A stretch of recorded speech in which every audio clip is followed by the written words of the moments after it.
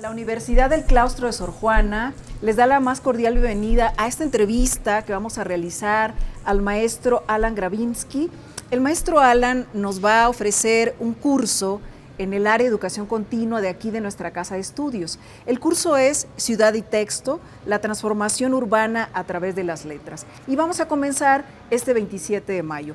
La entrevista es para que todos ustedes puedan saber qué es lo que este curso va a ofrecer, qué vamos a tratar en el curso, cuáles son los autores que vamos a abordar, cuáles son los saberes que, si ustedes se inscriben y vienen acá a la Universidad del Claustro de Sor Juana, van a poder asir y disfrutar. Maestro Alan, ¿qué tal? ¿Cómo estás? ¿Qué tal? Mucho gusto. Bueno, les voy a leer una breve semblanza del maestro Alan. Alan Gravinsky Zabludovsky es periodista y escritor, es autor del libro Espejismos de 2022, muy reciente el libro, y de más de 90 artículos publicados en medios mexicanos e internacionales como Nexos, Letras Libres, The Guardian, The Wall Street Journal, entre otros. Ha vivido, y esto es fundamental también para el curso que nos ocupa, en Tel Aviv, San Francisco, Nueva York, Estambul, la Ciudad de México y acá en Puerto Vallarta, y luego damos un salto a Viena. Fue becario del programa Jóvenes Creadores del Fondo para la Cultura y las Artes en 2013 y ahí trabajó un libro de ensayos sobre viajes. Estudió una licenciatura en Filosofía en la UNAM, en nuestra UNAM, y una maestría en Medios, Cultura y Comunicación realizada por la Universidad de Nueva York. Es un apasionado del urbanismo, como ustedes notarán, le interesa el tema de las migraciones, la identidad judía y, por supuesto, la literatura. Maestro Alan, te pregunto, ¿puede existir en este mundo conectado y con prisas una persona viajera o solo existen turistas en la actualidad? Bueno, esa pregunta es una pregunta que tiene mucha historia, no es una pregunta nueva. Nuestra idea del viajero se ha formado a partir de desplazamientos de personas que iban muchas veces a reportar afuera de las colonias o en las colonias desde hace ya cientos de años, y eran personas que venían con crónicas o con reportes de qué es lo que veían. Siempre se ha discutido sobre cuál es el viaje más auténtico, cuál es la manera más auténtica de llegar a los lugares, pero ya después, en el siglo XVIII, XIX, con la entrada de la clase media, surge la idea del turista. Entonces tenemos como un juicio de valor entre el turista y el viajero. El turista es el que va hasta cierto punto a consumir, con la idea del ocio, a consumir un espacio, a retratar fotos, a tomarle fotos, a regresar y decir lo que vio, a veces a consumir la experiencia del espacio donde está. Pero en ambos casos son dos figuras que están un poco viciadas, o no viciadas, pero que hay que sospechar un poco porque en ambos casos tienen un bagaje que, además de bagaje, digamos, histórico, ya en el contexto en donde estás, siempre el turista o el viajero tiene una relación de poder, está metido en una relación de poder o de falta de poder o de más poder dentro del contexto donde está. Por ejemplo, hay circuitos diseñados para el turista, hay lugares donde se toma la foto, se sube a Instagram, hay lugares que ya son instagrameables, espacios que se han vuelto más, a partir de Airbnb y de otras nuevas culturas, se han vuelto más estéticamente, digamos, sometidos a los requerimientos de la comunicación digital. Entonces, en fin, se me hace que esa pregunta muchas veces parecería que el viajero es más auténtico que el turista, que el viajero tiene unas preocupaciones más profundas, pero ambas vienen de un deseo por conocer, pero al mismo tiempo también ya un allanamiento previo del contexto para que el viajero o el turista pueda conocer. Entonces ya hay una mediación desde mucho antes, ya sea por la colonia, por las estructuras de poder o por los circuitos de turismo globales. O sea, ambas tienen una misión, digámoslo así, un objetivo, y cómo se enfrenta en este espacio, quizá haga una pequeña diferencia, pero no es tan radical esa separación como tú señalas. No es tan radical y en los dos puntos cuando haces la pregunta viene a partir de la pregunta más bien acaba siendo una pregunta por lo auténtico. ¿Qué es lo auténtico? ¿O cuál es la experiencia auténtica? Pero entonces si tú te pones a pensar que lo que se consideraba auténtico hace, bueno, no había esa preocupación, pero digamos la preocupación por lo auténtico viene a partir de la explosión de imágenes y de lo, entre comillas, inauténtico. Entonces, al viajar uno tiene que estar sospechando no sospechando, pero digamos estar sensible de las estéticas de lo auténtico, que muchas veces son creadas para el turista o para el viajero. Irlas al turismo.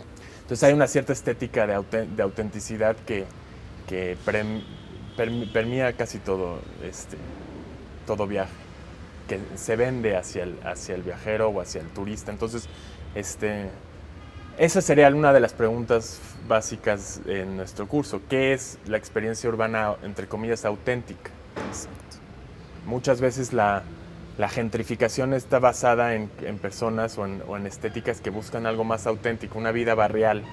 Pero la vida barrial, en esa estética, pues acaba siendo un objeto de consumo para las personas que se mudan allá, que está bien y está mal. Bueno, la gentrificación es un tema grande, pero sí, tiene su propia estética, y una de las estéticas viene a partir de esa búsqueda por lo auténtico. Sí, será uno de los temas, en efecto, y es un tema que lo atraviesa la sociología, la antropología y desde luego la filosofía y la estética, claro, ¿no? Y justo en eso, aprovechando que hablas de gentrificación, pues estamos hablando de un fenómeno que acompaña, ¿no?, a los procesos de urbanización en el planeta entero. Y estos procesos de urbanización nos ponen en la alerta a todos, a todas, pero sobre todo a los especialistas, ¿no?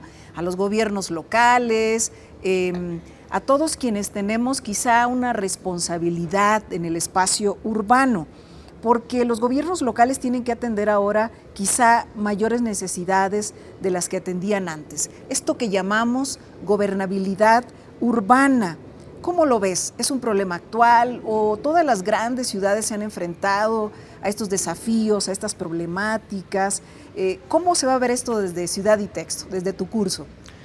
O sea, lo que entendemos como urbanización, para mí es y varios textos que vamos a leer, la urbanización no es un fenómeno nuevo, pero por otro lado es nuevo en donde reconfigura constantemente las relaciones entre las personas, entre la infraestructura, entre el espacio, y entonces por su misma naturaleza la urbanización viene con estado de crisis constante, ya sea desde principios de siglo. Las grandes metrópolis como Viena o Berlín tenían problemas a los que la humanidad nunca se había enfrentado antes. Entonces esa concentración de personas en un espacio tan pequeño, movido por una reconfiguración de la economía, en donde la economía se vuelve una economía pues moderna, digamos aquí, post-aristocrática, post-feudal, con una clase media, en muchos casos en Europa del Este, tomada por comerciantes, que en muchos casos eran minorías, ya sea judías o en caso de Viena del Imperio Austrohúngaro, venían acompañados con problemas de salubridad, problemas de xenofobia, problemas de pobreza extrema, problemas de temas de salud, inseguridad, general, violencia también. Violencia. Entonces, no son nuevos, pero siempre son nuevas. ¿Por qué? Porque siempre las ciudades se están reconfigurando y hoy en día pues hay que ver, bueno, estas ciudades para la gente de megalópolis como la Ciudad de México, de Estambul, Johannesburgo, Sao Paulo, Buenos Aires, todas estas ciudades enormes que eran inconcebibles hace 100 años, pues bueno, se parecen ciudadcitas y parecen problemas chiquitos.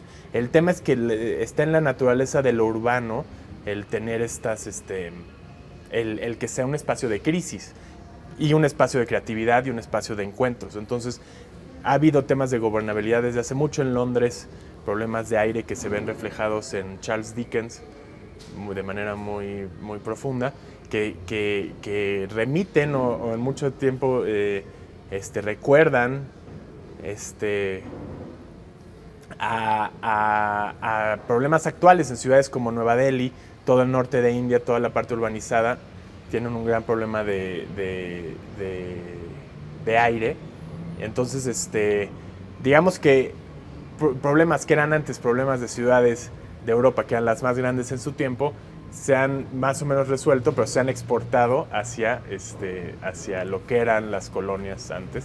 Entonces, tenemos estas megalópolis con estos problemas anteriores, similares y diferentes también al mismo tiempo. Y todos estos problemas dejan huellas fuertes en el espacio urbano y en las literaturas también de los espacios. Exacto. Ahora que señalas Londres, ¿no?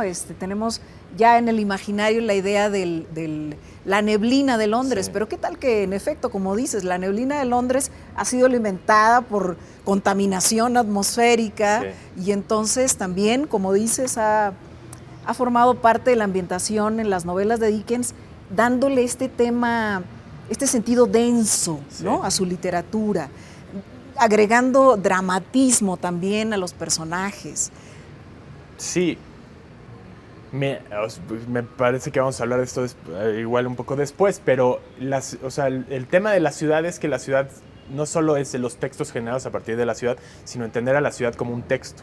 Entonces, si se entiende la ciudad como un texto, se entiende se ve que llegan muchas capas de historia que están metidas a veces metidas inclusive en el espacio urbano. Por ejemplo, la disposición de los cuartos y de la manera como se edifica en Nueva York y después temas de ventilación están muy, muy metidos con la exploración de la Spanish Flu, de la influenza española de 1910, que dejó una marca tan fuerte que reconfiguró la manera como se hacen los departamentos. Los espacios. Entonces, en los mismos espacios se puede leer ese tipo de crisis y esos traumas. Entonces es una manera de ver la ciudad en donde no solamente vamos a ver la ciudad, los textos que genera una ciudad, sino la interpretación de una ciudad como un texto que siguiendo metáforas como el palincesto, acaba recogiendo sin negar todo el pasado que tiene, nada más que poniéndose en capas cada vez más complejas, y que no siempre es el historiador el que mejor la sabe leer, no necesariamente, o el cronista.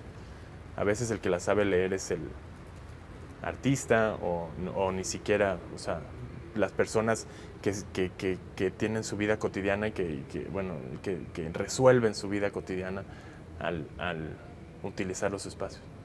Con palincesto. La sobrevivencia.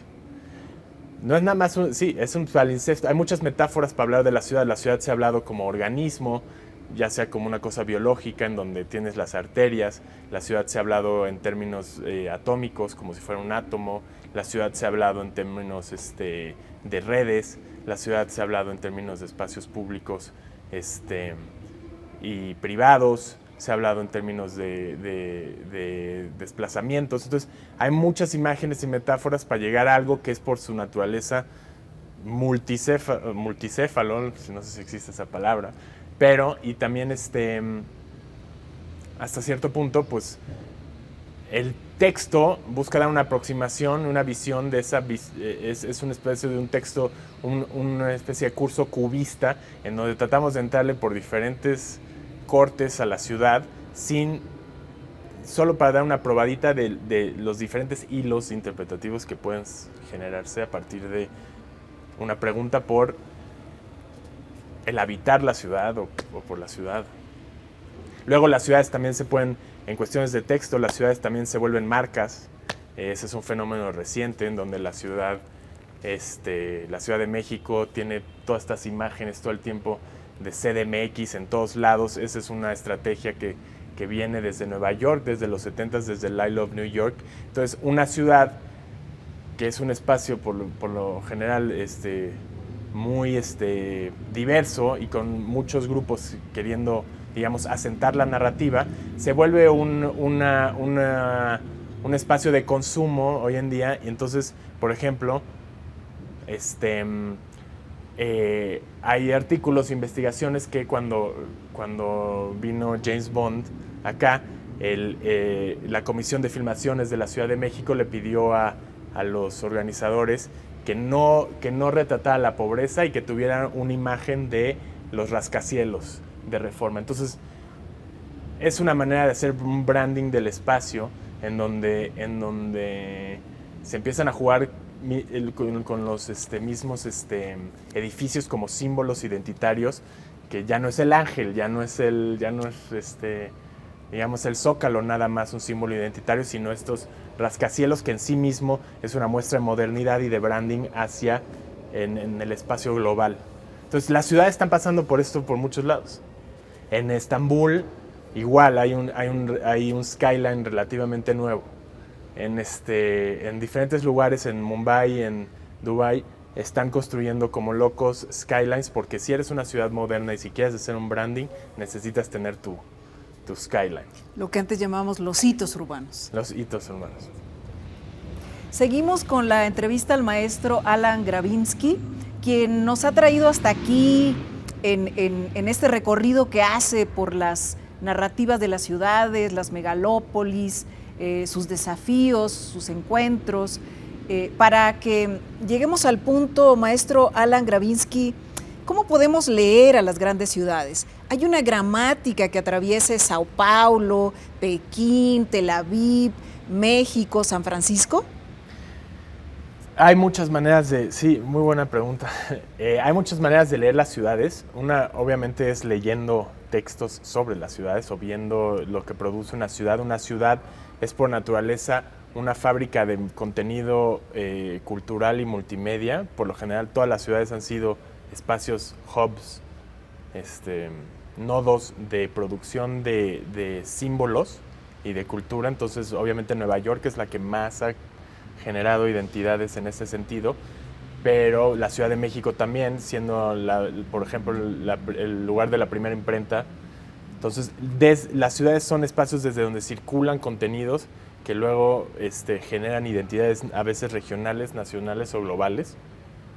Pero regresando a la idea de leer la ciudad, la misma ciudad se puede leer a partir de diferentes registros. Entonces, un registro es infraestructura básica, es ver la infraestructura que está visible, es ver el alumbrado público, es ver el estado de los edificios, es ver el estado del concreto, el estado de las banquetas. Todo esto es un registro, el tipo de agua que llega, si el agua llega es una manera de leer las ciudades que se pueden comparar de manera muy fácilmente. Otra manera de leerlas es a partir, y no se necesita hacer estudios estadísticos para esto, es con solo ver densidad de habitacional, por ejemplo. En la Ciudad de México la densidad ha crecido hasta cierto punto, o se planea que se crezca, y redensificar el centro y la parte central. Entonces los grandes edificios que han salido, es una de las ciudades con menos densidad, de las megalópolis con menos densidad, está muy esparcida. Se puede leer a partir del diseño de los espacios públicos. Hay muchas ciudades megalópolis que no tienen espacios públicos de encuentro. Cierto. Se puede leer a partir de los sistemas de transporte, que son lugares de encuentro, o se puede leer también a partir de la vida cotidiana. Entonces, de la vida cotidiana se puede leer a partir de los ritmos de la ciudad. Hay ciudades o zonas de las ciudades que tienen ritmos y temporalidades muy diferentes a otras zonas de la misma ciudad, ya sea el centro. En el mismo centro hay esquinas y cuadras con temporalidades muy diferentes. Entonces, la ciudad ese tema de las temporalidades es interesante cuando ves que el habitar la ciudad no necesariamente quiere decir siempre estar en el mismo canal, en la misma temporalidad. Por aquí abajo no pasa, según tengo entendido, ninguna línea de metro, pero si te pones a pensar que al estar nosotros aquí conversando y pasan por abajo de nosotros en varios lugares líneas de metros, pues también tienes otra temporalidad al mismo tiempo que el avión que está pasando ahorita. Sí. Entonces hay muchos registros de la ciudad infinitos registros de la ciudad que hacen todo mucho más complejo, pero también lo hacen mucho más diverso y una sensación de encontrarse realmente en un espacio de experimentación y de, digamos, sobrevivencia cotidiana a partir de nuevos modelos. Siempre un habitante de aquí, de Nueva York, de Sao Paulo, de Johannesburgo, se las está arreglando siempre. Y eso de estárselas arreglando, ya sea con el tráfico, ya sea con esto, ya sea con otro, ya sea con apagones, ya sea con todo eso es una cosa que es bastante, que tiende puentes entre nosotros y gente de otras megalópolis. Y entonces dirías que estos niveles, ¿no?, de sobrevivencia o de vivencia con las distintas infraestructuras permite también que la población tenga como distintos dispositivos a la mano para describir lo que vive. Pues una cosa es el dispositivo, pero no es casualidad tampoco que en las grandes ciudades, ahorita si están viendo en redes sociales, si están viendo este video en un celular, si están viendo este video lo están escuchando mientras están moviéndose, pues la invención, digamos, o la idea de de nuevas tecnologías para uso individual, portátiles y de movilidad, pues son diseños hechos precisamente por el auge de las grandes ciudades o sea, si tú estás en tu día a día, cotidianamente, moviéndote a veces hasta 2, 3, 4 horas en espacio ajeno, necesitas una especie de talismán, algo que te ayude a recobrar una sensación de espacio personal y de protección, digamos. Entonces, el talismán, hoy en día yo creo que en el futuro, en unos 200 años, 300 años, cuando encuentren todas las ruinas de nuestros iPhones, de lo que somos, van a ver que todos tenían este talismán que estaban frotando todo el tiempo. Esta idea, esta sensación de tener que hacerse en terreno ajeno, un espacio personal, una idea de casa, aunque sea portátil, es una cosa muy, muy específica de las ciudades y que se viene dando a través de la literatura y luego ahorita ya con las nuevas maneras de comunicarse. Pero es una necesidad básica y vital de los habitantes de la ciudad el tratar de resguardar un espacio personal íntimo portátil. Y eso lleva siendo desde hace mucho. Hablábamos, maestro Alan, de que toda ciudad es un gran laboratorio de la diversidad y que toda ciudad está hecha de la inmigración, de la diferencia, de lo que llega, de lo que no debería tener límites. ¿Cómo se integrarían las imágenes, las experiencias de esta diversidad? ¿Cómo lo harían las personas participantes en este curso que nos ofreces? Lo interesante de este curso es que vamos a ver ejemplos, digamos, de cómo leer, digamos, cualquier cultura minoritaria o cualquier cultura que sea una cultura, las culturas minoritarias o culturas siempre están en un diálogo con, digamos, la estética o la gramática más general de una ciudad, aunque también eso cambia según qué es esa gramática, cambia según los barrios, pero siempre hay una especie de entre resistencia e integración de ciertos elementos de afuera para poder comunicar y mediar entre adentro y afuera de estas minorías. Sí, cada ciudad es una ciudad de migrantes y dentro de la ciudad somos migrantes nosotros al desplazarnos cada día, pero por ejemplo a partir de cómo se escriben o ciertas señales o cierta estética que se usa para ciertas tiendas, se puede leer la ciudad. Se puede leer la ciudad a partir de los ruidos que genera. Y lo interesante... Como ese que escuchamos acá. Como ese ruido. La ciudad también es una cosa que siempre está tratando de clamar nuestro espacio íntimo y las conversaciones íntimas. Entonces siempre se mete. Una cosa normal de vivir en la ciudad es que ya tienes vecinos ruidosos o tienes agua que se cae de arriba. Tienes siempre un ciudadano de la ciudad está, como nosotros, tratando de construir diques en contra del desbordamiento del otro. Hay irrupciones permanentes. Entonces, bueno, es que sea bienvenida la irrupción.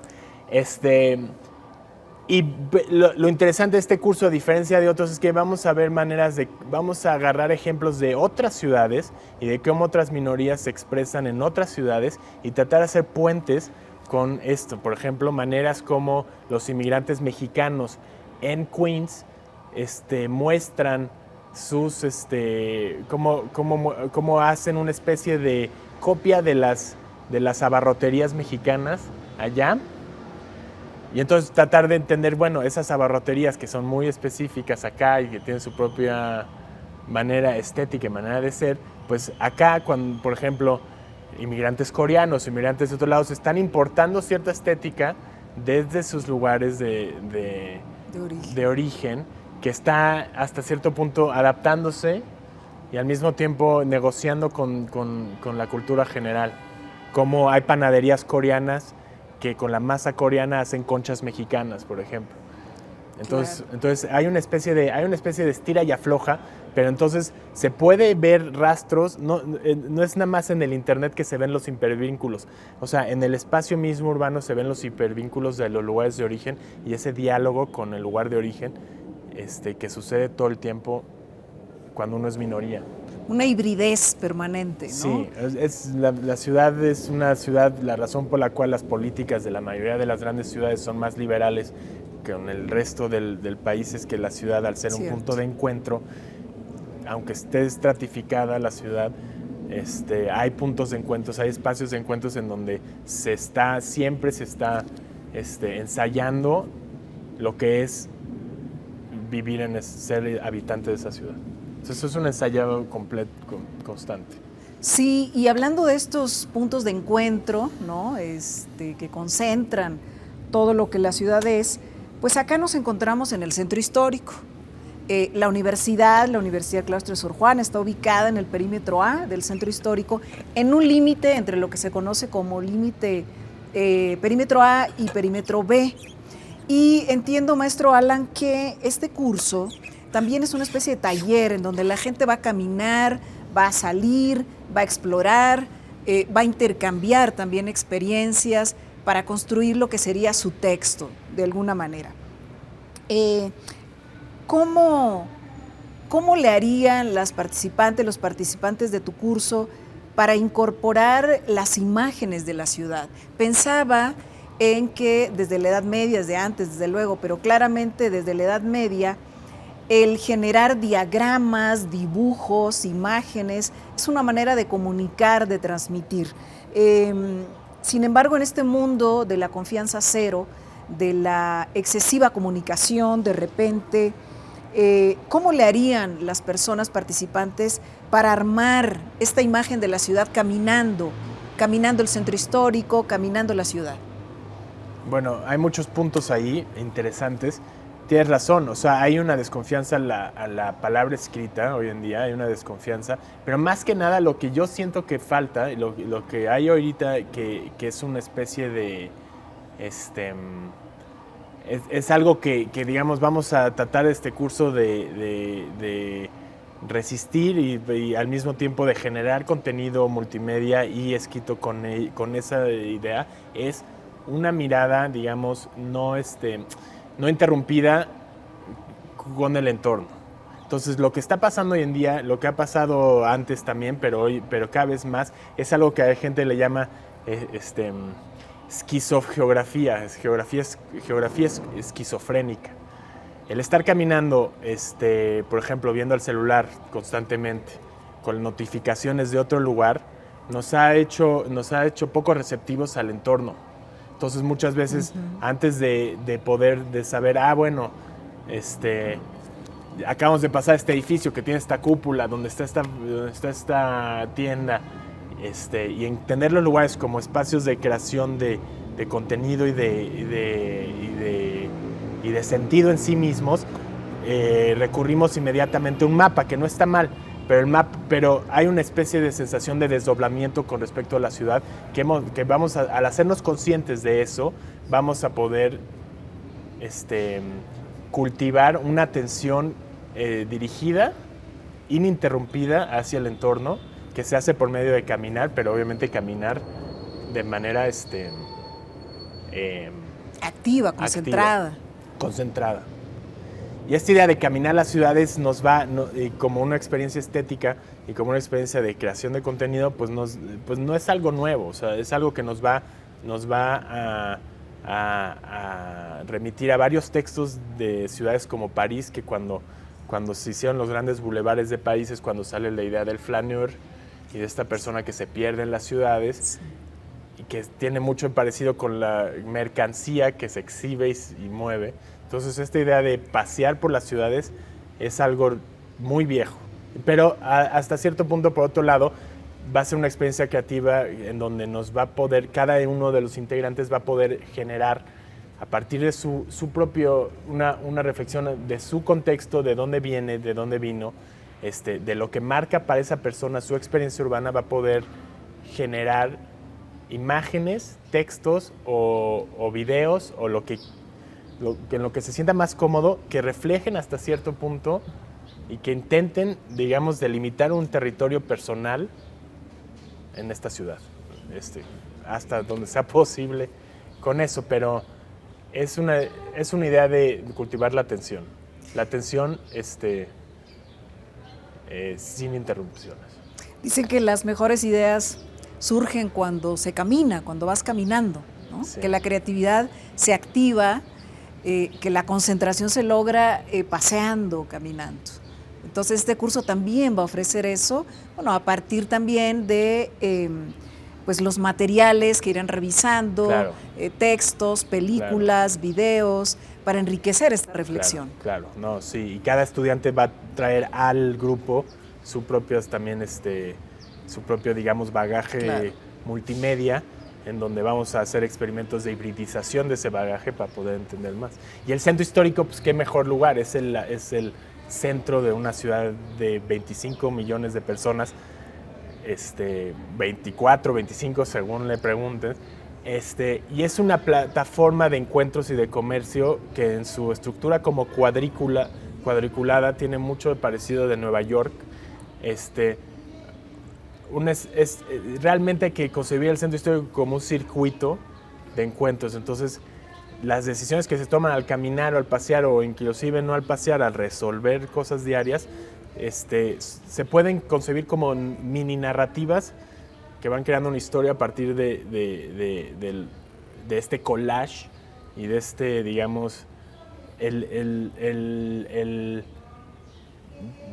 Twitter o cualquier red social original, esa capacidad de mezclar elementos dispares, todos juntos en un espacio, ya sea imágenes de salida de emergencia, Universidad del Claustro de Sor Juana, toda esa capacidad de un lugar, de hacer un espacio saturado de símbolos, es algo que no es nuevo de las redes sociales, es algo que viene a partir de la vida en las ciudades.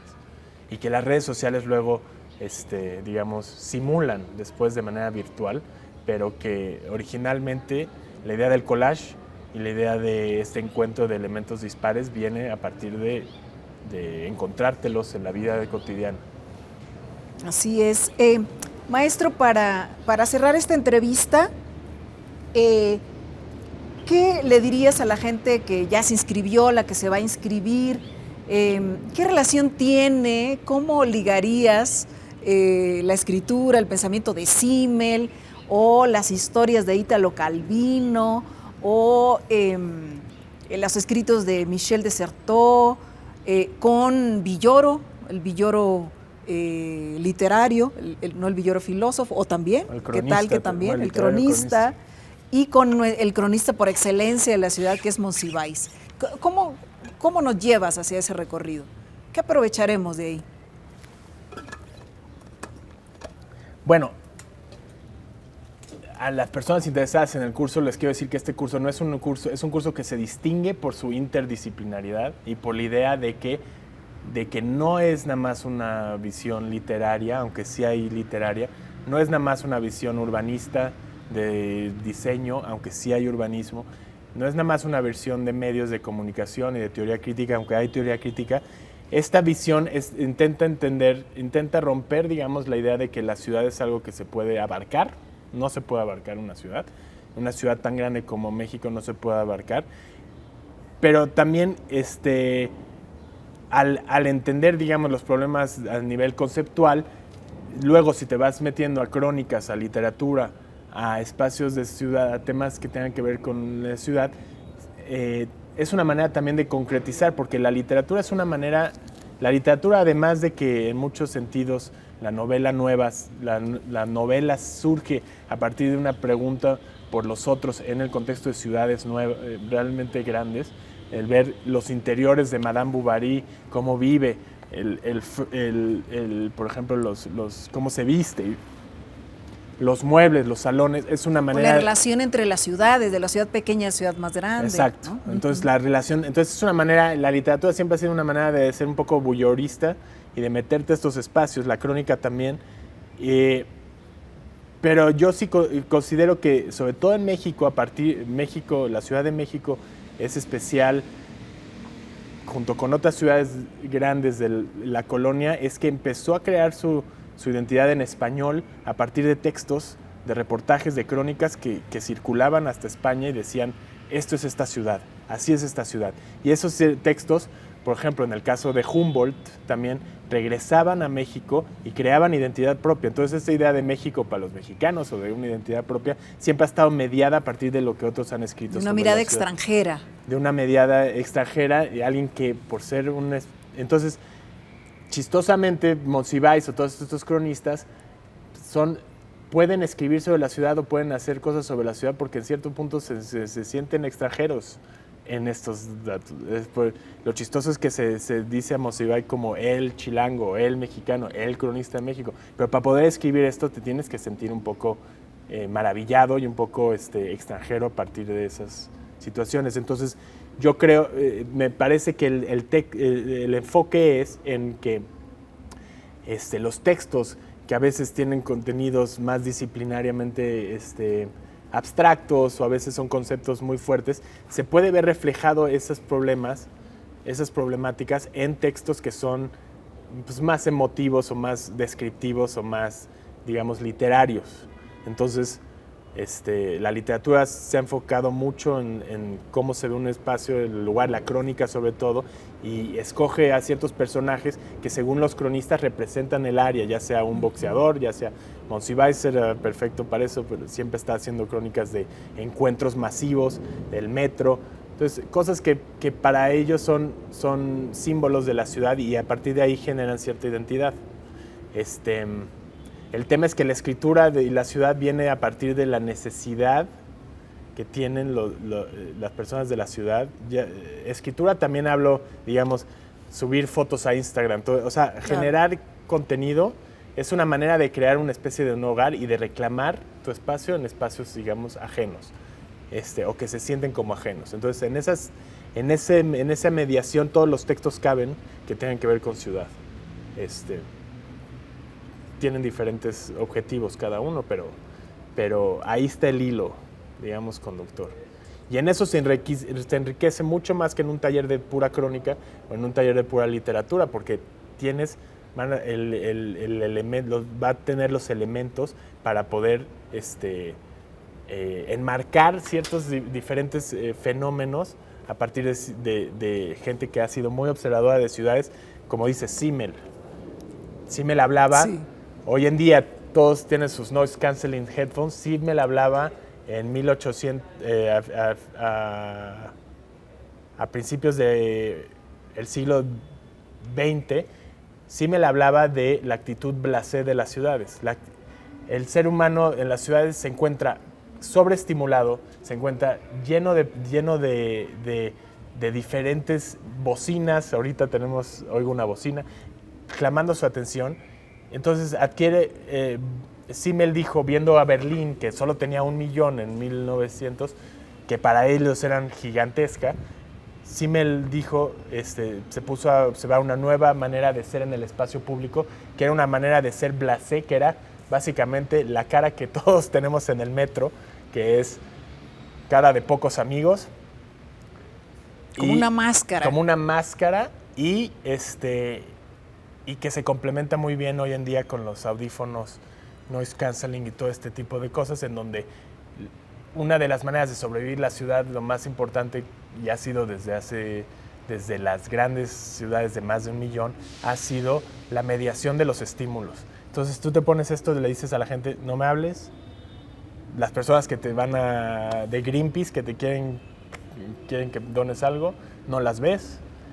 Esa actitud es una actitud que relativamente moderna, pero que hemos heredado de ciudades grandes de antes. Entonces, también hay cierto orgullo, o sea, una cierta sensación de ser herederos de una manera nueva de ser que siempre se está reinventando y a partir de esa conciencia pues se puede hacer mucho más con lo que se tiene y con la tecnología que se tiene, que pensando que estamos reinventando la rueda.